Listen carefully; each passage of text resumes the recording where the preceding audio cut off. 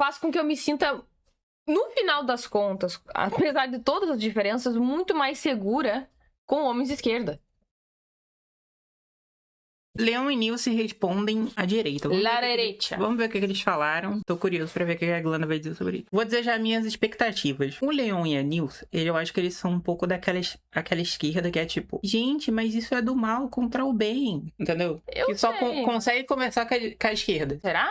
Eles não conseguem... Eu não sei se eles não têm conexão nenhuma com a direita. Eu não sei se cheguei a esse Eles ponto. não conseguem ver o que a direita fala como coisas compreensíveis, entendeu? Eles só entendem eles como só veem- desumanizante. Só acho que eles veem como sempre um motivo pra desqualificar apenas. Não, só como, entendeu? A direita só está sendo Malvada.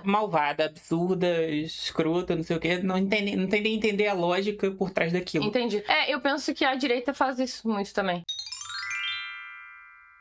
2026 e a gente tem que falar de voto feminino. O Rafael Portugal, inclusive, o comediante, ele fez um post falando: vocês estão vendo esse movimento que tá rolando no mundo, que de vez em quando aparece um emissor de um absurdo, falando abobrinhas assim, absurdas, ou questionando direitos básicos. E ele se referia a um movimento que tá sendo muito replicado, assim, de tão absurdo que ele é. Se ele é replicado 2 vezes, eu já acho muito. Mas ele tá sendo replicado mais do que isso, que é o questionamento do direito da mulher votar. E aí, muita gente fala, não dê palco pra essa galera que tá falando sobre isso. E essa é uma reflexão que eu faço mesmo. Por isso que a gente nem vai reagir a vídeo de ninguém. Eu consigo olhar para as pessoas que trazem esse discurso e perceber que há uma vontade de falar absurdos pra justamente receber um react e surfar a indignação da sociedade.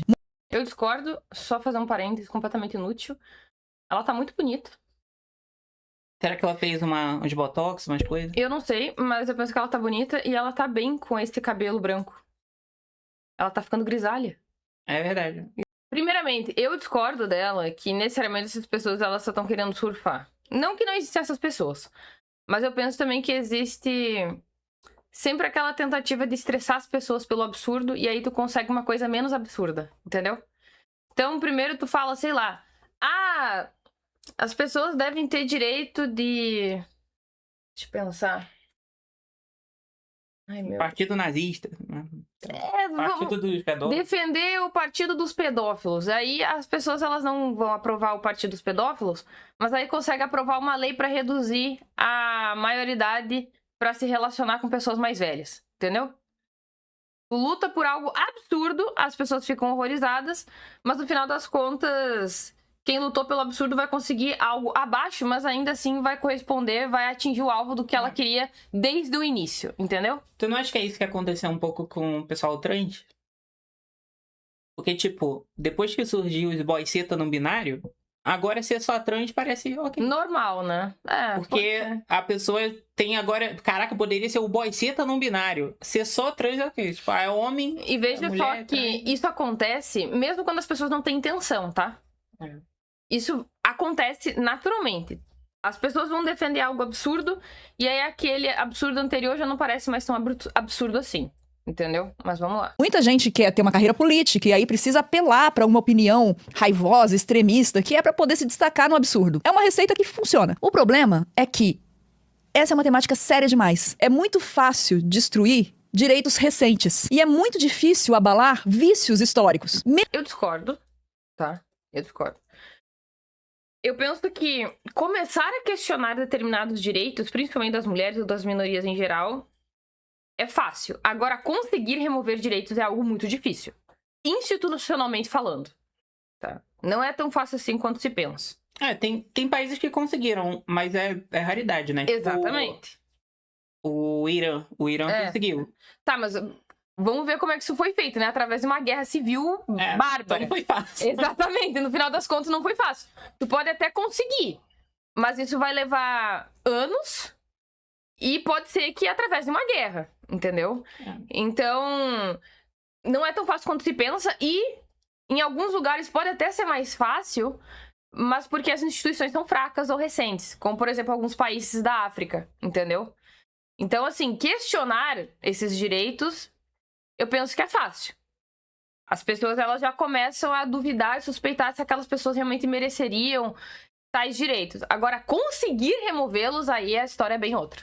Mesmo que a gente saiba que um comportamento, um padrão, um sistema, ele é nefasto, Quando ele tá encalacrado na gente, é muito difícil você abalar as estruturas desse sistema. Por outro lado, se você faz um hábito, se você tem um hábito bom, uma coisa que é virtuosa, mas ela tá ali, recente, ela é frágil. Vamos incorporar isso daqui. E o problema é que o voto feminino é um direito muito recente. Eu já nasci tendo voto, direito ao voto. Minha mãe também. Mas a minha avó, a mãe da minha mãe, quando nasceu não tinha direito ao voto. Ela nasceu em 1929. Não, pera. O voto feminino... É que, na verdade, o voto é muito recente, né? Sim, claro. Não é que o voto feminino. O voto é uma coisa muito recente. Ah, claro. A maioria das democracias tem o quê? Sei lá, 200 anos. A maior parte da história da humanidade não tinha voto. Pra ninguém, né? Pra ninguém. Uma coisa que eu acho interessante sobre o Brasil é que nunca teve proibição de voto pra... Negros, né? Pra negro. Nunca teve. Uhum. Sempre... Ele foi aprovado, eu tô aqui só dando a perspectiva pra você, tá? O voto feminino no Brasil foi aprovado em 1932. Isso faz com que... Não precisa resmungar, desculpa. A Glenda Foi sem querer. a Glenda vai pausar o vídeo, sabe por quê? Porque ela pensa que ela tá me pausando. Às vezes ela pensa Eu que tô eu sou te um vídeo. pausando. Eu sou um vídeo. Eu tô te pausando. Eu conheci minha avó, eu toquei na minha avó, eu fui contemporânea da minha avó. Eu também. Então o direito ao voto, ele é contemporâneo a gente. Ele é, na perspectiva histórica, uma coisa que surgiu ontem. Basicamente, tem menos de 100 anos. E aí que tá. É muito frágil isso. Claro, Ele não... outra coisa que é sempre importante de pontuar. Depende dos lugares, entendeu? Que tem uma coisa que me aborrece bastante, que é falar do movimento feminista como se ele tivesse acontecido da mesma forma, na mesma época, com a conquista dos mesmos direitos em todos os lugares do mundo. Não foi assim. Inclusive, tem alguns lugares que regrediram ou que simplesmente não alcançaram o que a gente alcançou aqui, agora, entendeu? Então, assim, muitas vezes tu vai ver a Ana Campanholo ou a fulano de tal, a conservadora, reacionária, não sei onde, não sei das quantas, falando sobre como foi o voto feminino ou como ele foi conquistado, quem permitiu, quem sancionou e tal. Mas é geralmente localizado em determinados países do Ocidente. Tá? E tu tá falando Inglaterra, França, Estados Unidos, Canadá no máximo, embora eu nunca tenha visto ninguém falando, tá? Então, o que aconteceu no Brasil é uma coisa, na Argentina, no Chile, na França, sei lá, no México, tudo é muito diferente, tá? É muito heterogêneo. E aí tem avanços, regressões, alguns lugares não alcançaram o que outros alcançaram. Alguns, as mulheres tiveram um protagonismo absurdo e muito mais fundamental do que em outros lugares. Alguns, elas tiveram mais apoio dos homens, em alguns lugares não tanto. Outros tiveram mais resistência da população no geral. Sabe, os discursos, os argumentos também são diferentes, entendeu? Os eventos, uma coisa atrás da outra. Então... eu penso que é sempre bem importante de pontuar quais lugares tá se referindo. Tá. Bah, esse é outro ponto legal que eu acho do Brasil, ó. A Dani disse que o Brasil também nunca teve lei contra o sexo homossexual na rua, que muito país desenvolvido teve, aliás, teve, mas Dom Pedro I revogou. Então, na verdade, era proibido sodomia até 1830. Aí o Dom Pedro revogou. E eu acho incrível isso, porque o Deixou de ser crime, no caso, né? Deixou de ser crime, ele descriminalizou. A questão é, a Inglaterra tava matando o Alan Turing lá depois, né? Porque ele era gay. E o cara serviu a ele... muito tempo depois. Tu vê que o Brasil, em algumas coisas, a gente tava avançado, assim. Eu acho foda isso. Exato. Não é um direito estabelecido, arraigado e sólido. E essa galera sabe disso. Sabe quem não sabe disso? Nós, que estamos tentando viver a vida achando que tá tudo garantido e tudo normal. Eu tô na internet desde 2014, né, com Cadê a Chave? A gente faz algumas discussões assim. E a gente acompanhou uma radicalização, um endurecimento, um enrijecimento dos discursos ao longo desse período. Tá. Meu Deus do céu, eu vou ficar falando sem parar, assim, interrompendo. Mas é que eu não sei como é que eles se posicionaram no passado, tá? Eu nunca fui fã deles, nunca acompanhei, nada. Eu só via, eventualmente, algum outro vídeo que tinha viralizado mais, enfim. Então, eu gostaria da opinião de vocês, que acompanharam o Cadê a Chave, o casal, para saber se eles fizeram parte daquela onda estridente, beligerante, demagógica e persecutória da época do cancelamento. Eles fizeram parte dessa onda? Eles foram igualmente canceladores, tanto quanto qualquer militante estridente que a gente via por aí? Eles eram cheios de preocupações mesquinhas e fúteis Pois é, isso aí é muito importante pra saber, porque essas pessoas, elas partem de um ponto de vista bem de acordo com o que ela falou, de que eles são do bem e quem não concorda com eles talvez seja do mal, tá? E isso é relevante porque talvez essas pessoas elas não tenham percebido que em alguma medida elas tenham contribuído para esse nível de radicalização que nós estamos agora, tá? Porque eu faço a meia-culpa aqui. Eu penso que eu tive um período que eu era mais beligerante e mais maniqueísta do que eu sou hoje, até porque eu era mais adolescente. Claro que eu não cheguei nem perto do que a gente tem visto de radicalização dos reacionários atualmente, né? Dos integrantes ou simpatizantes da extrema-direita reacionária. Mas eu penso que eu já fui mais maniqueísta antigamente. Eu era mais cancelador e tal. Mais arrogante. Então, isso aí é relevante, tá? Porque, ok, isso não justifica e não explica completamente, tá? Mas existe uma verdade aí, uma verdade fundamental e irrevogável. O nível de radicalismo da esquerda de 15 anos atrás serviu sim como uma espécie de alimentação do radicalismo que a gente tá vendo na direita hoje, tá? Assim, a gente não pode negar que isso aconteceu.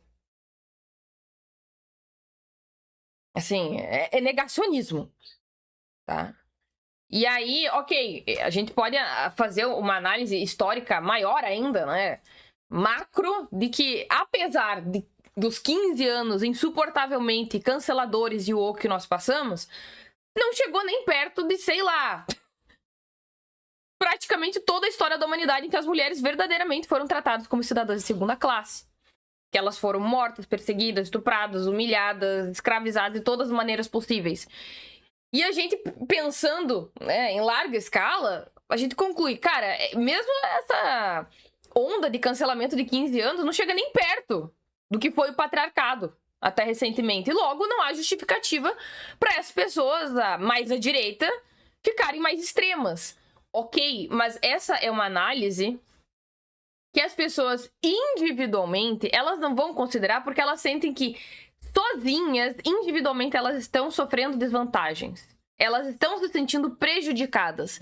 E é isso que é importante pra gente analisar o que será feito daqui pra diante. Para as pessoas não importa qual é a relevância das mulheres terem sido tratadas, feitas cidadãs de segunda classe ao longo de praticamente toda a história. Foda-se! A questão é que agora, hoje, eu estou me sentindo tratado como cidadão de segunda classe. Os últimos 15 anos me trataram como um cidadão de segunda classe. Isso que é relevante. Então, emocionalmente falando, a gente pode realmente ficar aborrecido e até mesmo ultrajado. Como, por exemplo, essas pessoas não se enxergam, né? Pensando em larga escala. Elas praticamente tiveram tudo desde sempre, né? Vamos fazer aí uma generalização, tá? Do ponto de vista de direitos, tá? Claro, porque sempre existiram várias hierarquias, né? O homem, ele era um servo, e aí esse servo, ele tinha poder sobre a esposa e sobre os seus animais e filhos, etc, como se tudo fosse propriedade dele, mas ainda assim ele era servo de alguém. E esse sujeito que era o senhor dele também era servo de outra pessoa e assim sucessivamente. Mas as mulheres sempre estiveram sob a ordenação, sob a tutela patrimonial masculina. Entendeu? Elan, o que tá acontecendo aqui? Enfim, talvez desliga o celular. Enfim. O celular tá falando sozinho.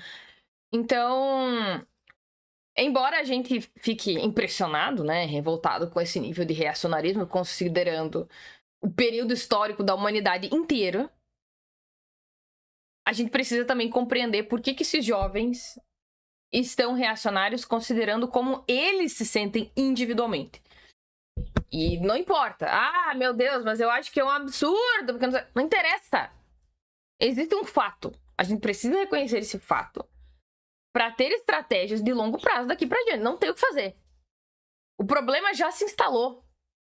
E muitas das pessoas, talvez o casal aí, tenham contribuído para esse problema. E aí, agora, nós temos uma tarefa. Nós temos algo para resolver. Entendeu? Agora, simplesmente negar e dizer que nós somos as vítimas da sociedade. Ai, meu Deus, não sei o quê. Foda-se, tá? As formas que a gente tem para lidar com isso é através da lógica argumentativa, da evidência e de uma boa propaganda e mostrar por que isso é um mau negócio. Por que remover os direitos femininos ou de inúmeras minorias é um mau negócio. A gente precisa aprender a barganhar. Entendeu? Porque, veja bem, por mais que a maior parte da população hoje em dia, sei lá, no Ocidente ou nos países ocidentalizados, seja contra remover os direitos femininos, gente, nós temos pessoas hoje, poucas, que são muito poderosas e que são reacionárias. E que valem, talvez, o voto, a escolha, a vontade de milhões de pessoas. Tu tem Peter Thiel, tu tem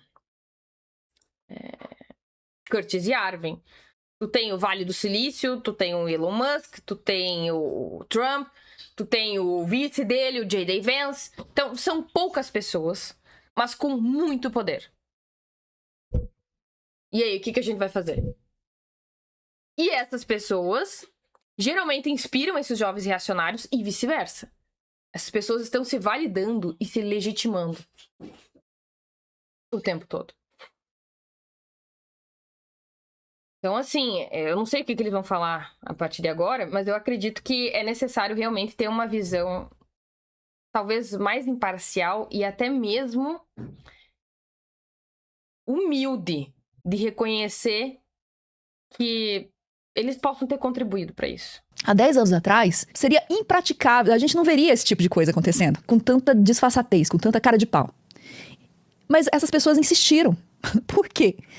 O método dos grupos extremistas é ficar batendo na tecla do absurdo até esse absurdo se tornar normalizado, mainstream. Não é isso? Essa é a grande questão da galera que fala, você não pode repercutir isso, você não pode dar palco pra maluco, eu já ouvi essas coisas, sabe? Mas vamos lá, galera. O que aconteceu nesses últimos anos? Essas coisas que existiam no submundo da internet, que eram as coisas completamente nicho, da galera que você, tipo assim, que você nunca ia imaginar que eles iam chegar no poder e se tornar mainstream. Eles se tornaram. Tá?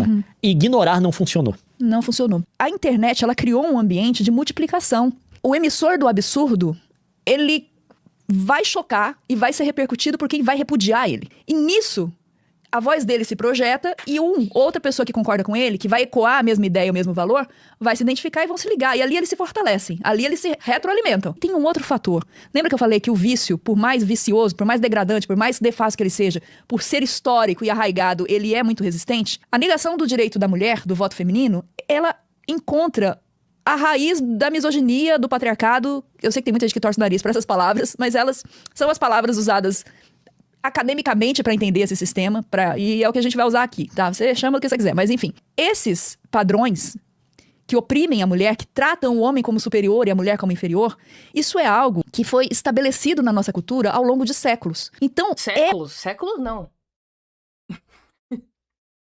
Tá sendo até condescendente aí. Tá usando de eufemismo. A maior parte da humanidade.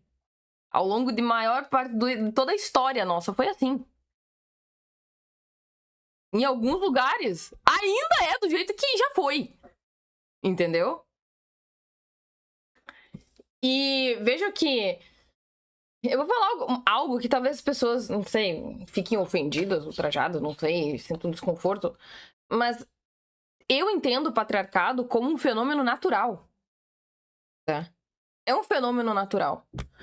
Em que os homens... Os machos da espécie humana, como os machos de outras espécies primatas, no geral, eles têm mais força física. Eles são formidáveis devido ao dimorfismo sexual.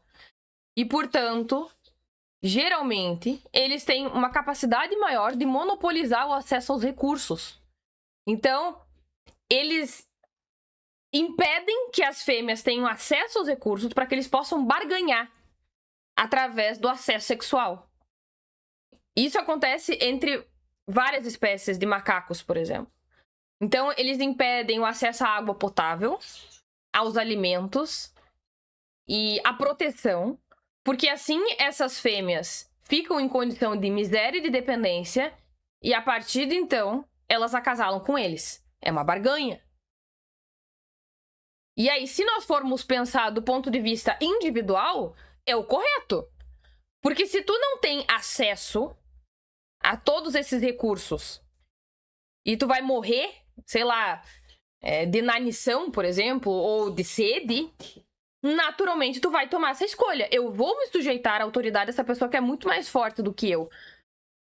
Tanto pra me proteger, quanto pra me alimentar, quanto pra liderar um grupo inteiro, do que morrer de fome ou talvez ser estuprada por vários outros machos. Só que coletivamente o saldo é negativo. Então, individualmente, pode fazer sentido. Meu Deus, a nossa gatinha tá muito abobalhada. Ela tá brincando com um passarinho que faz barulho, que tá na janela grudado. Enfim. Então, esse é mais um dos casos que eu já comentei outras vezes, em que a pessoa individualmente, ela sai num saldo positivo, ela precisa daquilo, mas coletivamente, esse é um mau negócio, né? Tu arrisca a sociedade por um bem-estar individual. Entendeu?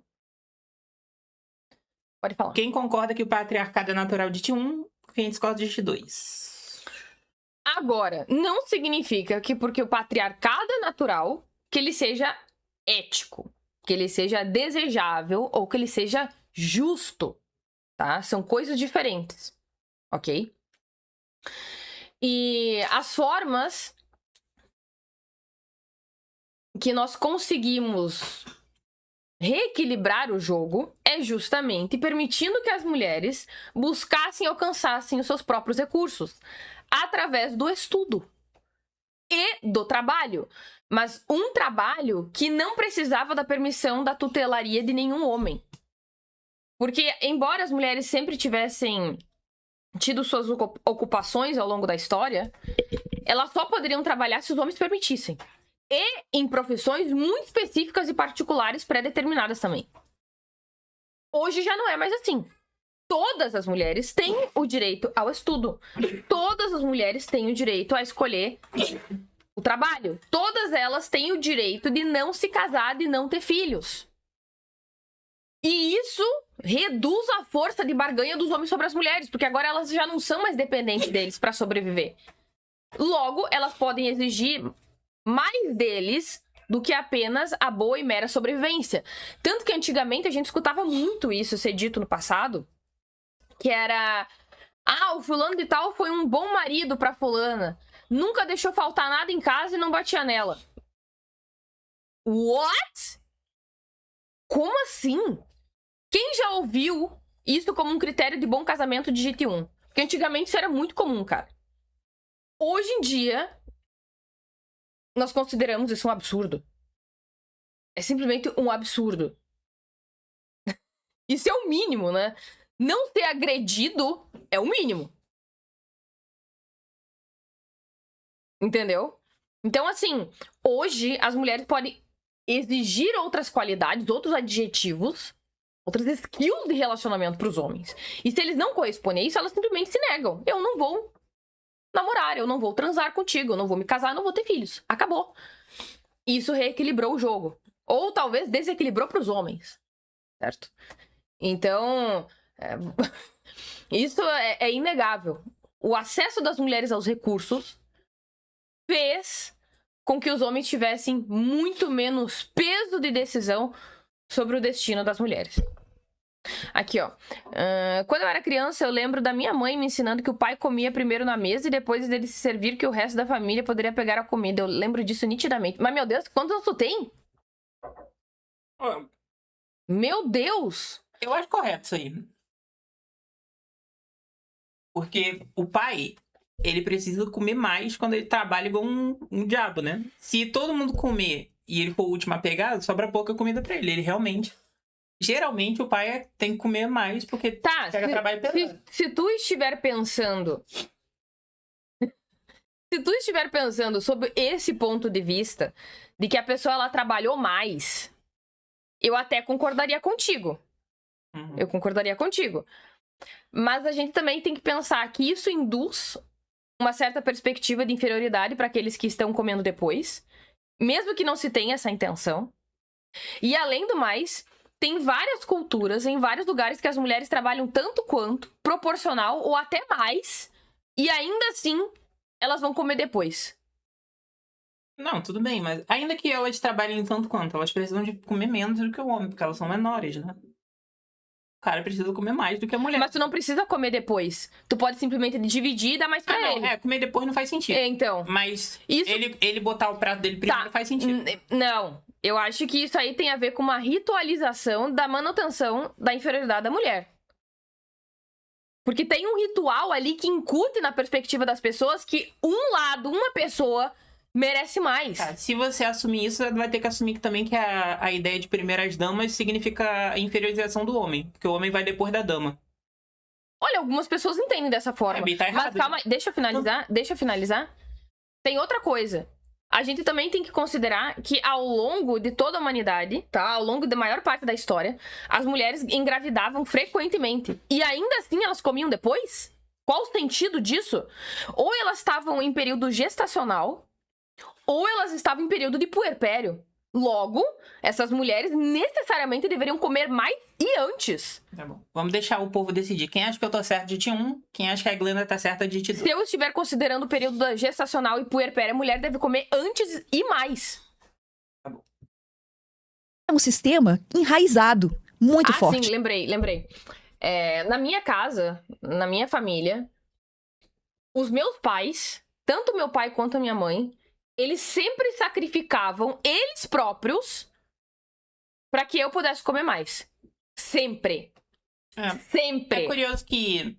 Eu tinha falado nisso numa aula, inclusive. Os nossos gatos é o contrário. Eles deixam os filhotes comerem primeiro, né? Então, a nossa gata aqui tem filhote e tal. E aí ela deixa os filhotes comerem primeiro. Só que esses filhotes cresceram, mas ela continua deixando eles comerem primeiro. Os gatos adultos deixam os mais novos comerem primeiro. Isso não acontece entre os saguis. O sagui é o contrário. Os mais velhos é que comem primeiro. Eu acho que é porque no caso dos saguis, que estão mais próximos da gente, se o sagui grande morre ou fica doente, o rebanho... Como é que chama o coletivo de sagui? É o quê? Não sei. O saguineiro. O saguineiro fica desestruturado, entendeu? Eles são muito dependentes do líder ali, enfim. Já no caso dos gatos, não. Os gatos são mais independentes, então o filhote come primeiro. Talvez seja por isso, né? Mas é que do ponto de vista, se não tem fêmeas humanas em condições saudáveis, morre todo mundo também. Morre tribo, morre tudo. Tanto é que é por esse motivo que geralmente as mulheres elas são protegidas em períodos de guerra. Porque os homens são descartáveis. Os homens têm um valor reprodutivo mais baixo do que das fêmeas humanas. Logo, eu tenho mais um motivo para dizer que, do ponto de vista natural e de sobrevivência de uma comunidade, as mulheres devem comer mais e antes. Enfim, mas o sagui era meio triste, assim, porque o filhotinho ia tentar comer, o pai jogava, batia no coitadinho. Assim, gente, a gente teve um período que a gente dava bananinha pro sagui, agora a gente sabe que não pode comer, que eles ficam com cárie. Que a banana é muito docinha pra eles, é muito gostosa, não pode. A ciência já mostrou, a gente tem comprovações históricas de que sociedades que oprimem mais as mulheres são injustas, são miseráveis, são pobres, você tem um enfraquecimento do tecido social. Por outro lado, países em que a diversidade é valorizada, em que há políticas para a igualdade entre os gêneros, eles prosperam mais, você também tem tudo isso. Apesar disso ser muito claro, o sistema é tão arraigado que ele é difícil demais de combater. Pessoas que têm senso crítico, que entendem isso, que têm isso muito claro, iluminado, a visão clara de como o sistema funciona, ainda assim podem replicar comportamentos desse próprio sistema, porque ele é algo muito forte, muito arraigado. Tá, mas eu discordo dela. Eu não acho que isso é arraigado do ponto de vista cultural. Não é cultural, é simplesmente como as coisas são. É como a lei da gravidade. As instituições liberais, democráticas, igualitárias, isonômicas e supostamente imparciais, né? Vamos colocar aí, supostamente, antes de tudo que eu falei, são extremamente recentes e artificiais. Nós estamos indo contra a mãe natureza. É como se nós estivéssemos empurrando a pedra de Sísifo o tempo todo. A ditadura é pra onde o vento sopra. Exato. É da ditadura, é da monarquia, é do controle dos homens sobre as mulheres e do patriarcado. A tirania é pra onde o vento sopra. Exatamente.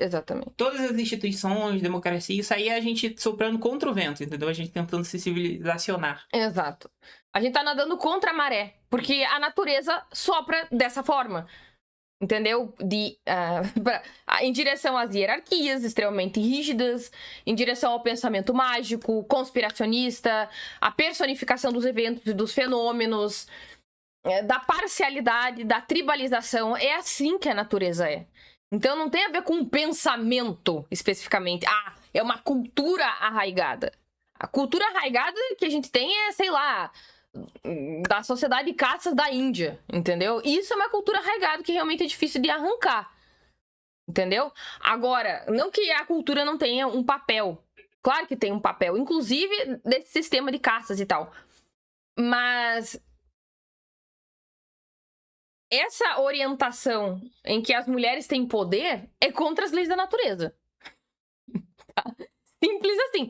Eu acho maravilhoso. Eu acho incrível que nós tenhamos conquistado tudo isso. É igual a gente viver muito, né? Exato. As leis da natureza. Exato. Nós estamos contra antibiótico. Igual escrever. Escrever é contra a lei da natureza. Escrever. Enfim. Ciência toda. Expectativa de vida ao nascer. Tudo isso. Resolução diplomática de conflito. Exatamente. Então, tudo isso aí foram conquistas recentes e artificiais. Através do processo civilizatório, principalmente do Ocidente, tá? Então, eu acho que talvez o reconhecimento de que isso... Sim, o antibiótico, ele não é natural, né? O reconhecimento de que esses fenômenos são naturais deveria servir como um alerta ainda maior que a gente não brinca com eles. Eu penso que isso deveria deixar as pessoas com mais medo do que outra. Do que considerando que é apenas cultura. Tu tá brincando com fogo. Como diz o ditado, pra descer todo santo ajuda. Você não brinca com os direitos das pessoas. Tu não brinca com a liberdade. Porque a natureza do ser humano é ser sociocêntrica. Em que nós esmagamos, nós trucidamos a vontade do indivíduo em prol do coletivo. É isso. E aí, então, essas pessoas surgem justamente para explorar algo que é muito fácil para elas explorarem, porque se baseia nesse sentimento que está ali arraigado, nessa visão de mundo que a gente tenta combater, mas ela é histórica e ela vai ser combatida aos poucos, com uma ideia que quer combater um direito recente, que é frágil. Entendeu o perigo? Então, assim, é lógico que você pega lá o baixinho que está em Miami. Não é ninguém, não tem um poder ali de impactar, né? A gente pode repudiar facilmente o discurso dele. Você pega a outra mulher lá que não tem um conteúdo próprio dela, ela tá falando aquilo para ser exposta por aquilo. Você consegue combater, mas aí quando você começa a ver isso se multiplicar e se tornar normalizado, o seu direito tá em risco, meu querido e minha querida. O que foi progresso, o que foi conquistado, realmente tá em risco. Quem é o baixinho de Miami? Eu também não sei. Quem que ela tá falando? Ela tá falando em código? É igual o Nando Moura. Será que é o Paulo Figueiredo? Ele tá em Miami. Figueiredo? Ele tá em Miami. Deve ser ele então, né? É verdade. E a gente precisa tomar consciência disso sem falsas ilusões de que tem coisas garantidas, de que tem direitos garantidos. Não os temos, não os temos. E a história mostra pra gente que é muito fácil normalizar o absurdo. Você não precisa de 50% mais um. Você precisa do número suficiente para que essas pessoas ocupem a casa legislativa. Essas pessoas sabem disso. Esse discurso, ele prospera boicotando políticas públicas dentro do Congresso. Você não precisa eleger um presidente que pense assim. Basta você eleger vereadores, deputados e senadores. Claro que eu acredito que quem ousa a fazer esse discurso tem pretensões de poder muito maiores. Mas ele não precisa nem chegar ali. Eu achei muito interessante que o Rafael Portugal fez um vídeo falando disso e foi atacado pra caramba. E não dá palco pra esse povo, não dá palco. Gente, se a gente não se posiciona, eles avançam território. E eu sei que é muito ruim se posicionar. Acredite, eu sei. Eu sou atacada o tempo todo. E eu não sou atacada no meu argumento. As pessoas não direcionam ao meu argumento. Elas direcionam à minha pessoa. Elas vêm com falácia, com ad hominem, com espantalho, com qualquer outro tipo de desclassificação da minha pessoa, não do que eu estou dizendo. Pra mim, a Nilce, ela parece muito uma finlandesa. Muito. Eu conheço uma mulher que é da Finlândia e ela tem traços muito parecidos. E é horrível, eu sei que é. Mas mais horrível e desconfortável é um mundo onde essa galera prospera, entendeu? Então, é isso. Eu aplaudi a atitude do Rafael. Eu falei, é muito importante que principalmente os homens falem sobre isso. Porque vocês são ouvidos num meio que já tá contaminado. Agora, a gente não pode ficar omisso, porque se a gente ficar omisso, a gente é atropelado. Exato. Cara, eu acho realmente muito engraçado, né? Porque como a gente tá em uma sociedade, tá? We live in society, em que há, querendo ou não, uma considerável segurança institucional que faz com que a gente não esteja perpetuamente em guerras tribais ou civis, faz com que eu me sinta, no final das contas, apesar de todas as diferenças, muito mais segura com homens de esquerda. Isso é muito irônico, sabe? Porque eles são meus opositores, mas no final das contas, se eu precisar de pessoas que defendam os meus direitos mesmo, que vão se posicionar, eu me sinto segura com eles. São eles que vão falar contra o estupro marital, contra a relativização da violência sexual, vão falar em favor das creches, da educação integral, contra a violência doméstica, contra a revogação dos direitos femininos, do voto, etc. E assim, é o que é, cara. É realmente muito irônico que no final das contas as mulheres hoje em dia possam se sentir mais protegidas justamente pelos, né, supostos homens afeminados da sociedade, que são os esquerdistas, entendeu? E... eu ia falar outra coisa, mas acabei esquecendo. O negócio é tão absurdo, o negócio é tão sem noção. É tão sem noção. A mulher não pode votar porque mulher vota mal. O votar mal entende-se pra ele que é Não votar nele. não votar no candidato que ele quer. Se esse é o critério, então, vamos colocar aqui, uma galera de um determinado grupo étnico vota também no candidato que você não quer. Eles também têm que ser limitados no seu direito político. Ou mesmo se algum grupo que hoje vota com você decide a partir de determinado momento votar diferente, decidirem para um outro caminho, eles também têm que ser limitados, obviamente, no direito deles de votarem. É a mesma lógica. Né? Não, o negócio dele ali não é descobrir uma lógica clara de como organizar o processo eleitoral, é basicamente eliminar todo grupo que pode ameaçar a permanência no poder do grupo que ele defende. Lembrei uma coisa que eu ia comentar. Mais uma vez, não tem a ver com ser uma cultura arraigada. É simplesmente porque os homens perceberam que eles estão em desvantagem, desequilíbrio. Se as mulheres não querem mais se relacionar com eles porque elas têm acesso a recursos, logo a gente tem que impedir que elas tenham acesso aos recursos. É simples. É muito óbvio. Sabe, às vezes, gente, a interpretação é a mais fácil, entendeu? O diagnóstico é o mais óbvio. Eles querem ter acesso às mulheres, eles querem determinar os critérios de relacionamento, são eles que querem dar as cartas. E se eles não estão conseguindo dar as cartas, eles vão tentar mexer no jogo, fazendo com que eles possam dar as cartas novamente. Por exemplo, interferindo na possibilidade das mulheres tomarem decisões importantes. Se as mulheres vão votar em pessoas de esquerda que jamais vão aceitar revogar o voto feminino, naturalmente eles vão querer que essas mulheres não possam votar. E a lógica é muito óbvia, cara, porque assim, o raciocínio é, as mulheres votam mal, tá? Porque elas votam diferente dos homens, né? Ou seja, os homens eles estão sendo usados como critério. E aí, já que a gente tá perdendo no jogo da propaganda, a gente impede que o nosso time opositor jogue, ou eu simplesmente espalhe todas as peças que nem o pombo enxadrista. Esse é o raciocínio. E se a gente não conseguir ainda revogar os direitos femininos, o que a gente faz? A gente tenta convencer as mulheres de votar na gente com a promessa de que quando a gente chegar ao poder, a gente vai revogar o direito delas que nos colocaram no poder. Fim. Não é muito inteligente. Não é muito inteligente, entendeu? Eu não acredito que seja uma boa propaganda. Ó, vote na gente, hein? Vota na gente, porque depois quando a gente chegar lá, a gente vai revogar os seus direitos. Cara! Eu até entendo, né, que na cabeça deles faça todo sentido. Mas assim, presta atenção. Tenta literalmente entrar na mente das pessoas que tu tá tentando convencer com essa ideia. Faz sentido? Ou troca os personagens de sexo, meu. Coloca os homens nessa posição aí. Pra ver se eles aceitariam esse jogo absurdo. Cara, não faz sentido, meu. Realmente, eu virei o Charles Manson aqui, tipo... Sabe? Faz esse raciocínio mesmo, entendeu?